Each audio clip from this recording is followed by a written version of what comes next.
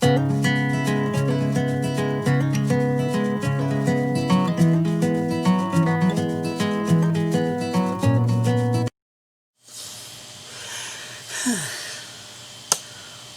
is going on, guys? Samuel One World. I'm Samuel One World Reviews here, and today I'm gonna make another movie review. Actually, what's I was gonna do two reviews.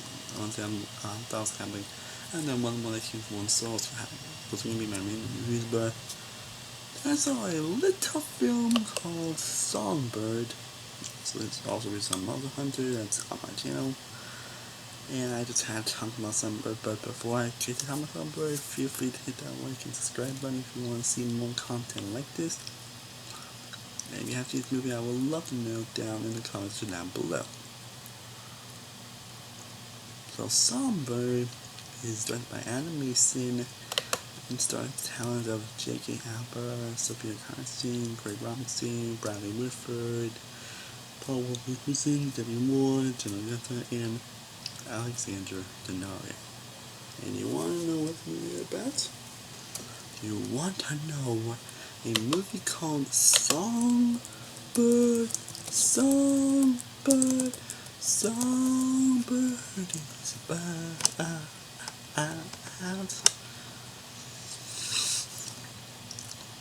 It's a movie that's based on the COVID-19 pandemic. This is a movie that's based on the pandemic. And was filmed during the pandemic. With Dominic Mando, the movie itself, like,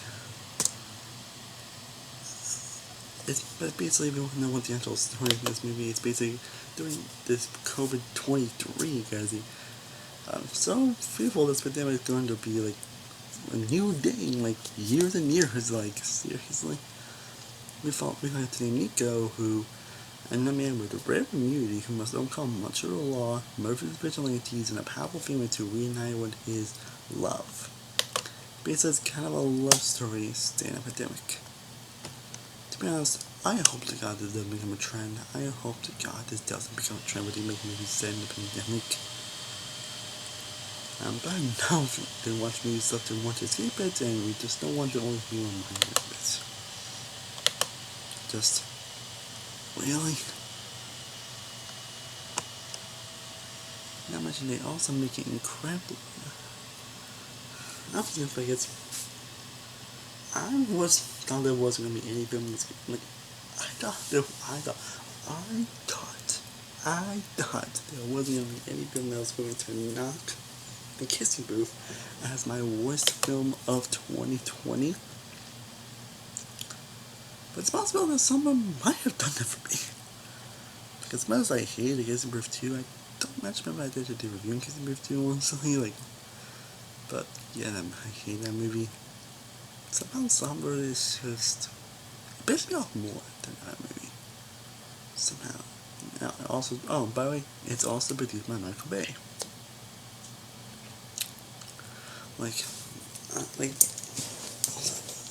Here's the thing, even if you don't put in the pandemic, which is incredibly offensive for them, how they try to play like the guy who basically wants to risk lives and some awful, terrible things as the hero. Like, this guy doesn't break bad things, and ends up doing stuff like, can I say, take some big risks during this pandemic, and somehow we're supposed to think he's the good guy here, and the guy that actually trying to help all the bad guys. Because he wants to be this lovely girl that you don't even know why she's good, because they barely developed a relationship at fucking all. Even if you don't have, like, even if you, this movie is like say in a pandemic, even though, the thing I'm trying to say is that even when you take the pandemic out of the equation, this movie is honestly one of the most rushed, boring, and unfocused films I've ever seen in a while. Like, the acting is bland and emotionless, and I expect the best from the actors, honestly. I mean, some of them are kind of trying, but they're just too wasted to where I can really just, yeah. And Jake Anime may go to Riverdale, and also I Still Believe earlier this year. He's really just emotionless here. The killer himself was just very one-dimensional, and he was the absolute worst kind of over the top. The whole time makes you want to like, oh what? Not the whole time you go. The whole time makes you go, like what's going on seriously? And the relationships themselves aren't as robotic and aren't really as actually emotional as the film claims to be. Especially with the main relationship that you just can't feel because either not only they don't spend a lot of time together, but you don't feel any, they don't really have any strong chemistry because they don't really develop the relationship. When you have a relationship, even if it's pre-16, you have to develop it. You have to develop relationships if you want to make it feel earned and honest. Yeah, this one just feels artificial. Okay, yeah, even if you take the pandemic out of the equation here, storytelling is just so uninteresting, and the role never really establishes itself to say, hey, we're on code 23, and you tell just a tiny bit of pieces, but you never really get a grip on the actual world, and I mean, it's kinda, it's kinda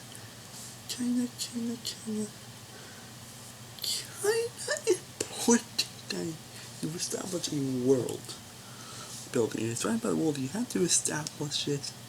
They don't do that here. I mentioned that cinematography and directing is some of the most amateurish, bland, bad, drab, and baffling I've seen in any film in a long time. Like, wow, it was kind of baffling how like, directing was just so artificial. And how, like, I never try to say that stuff when it comes to time of movies, honestly. Like, I honestly never try to say something's artificial, but that's kind of feeling like I am with this movie. Again, it's one of the films where you just want to do, what was the point of this? Because you could this movie was kind of made just to cash in a pandemic. It was being kind of short time span as well, so I probably didn't help here. I mean, the writing itself just kind of full lines that are just boring, and the movie feels like it was like just takes all the energy and just throws it away. I felt drained after watching it, and not the good kind of drained. I don't really drains you think, but you get my point.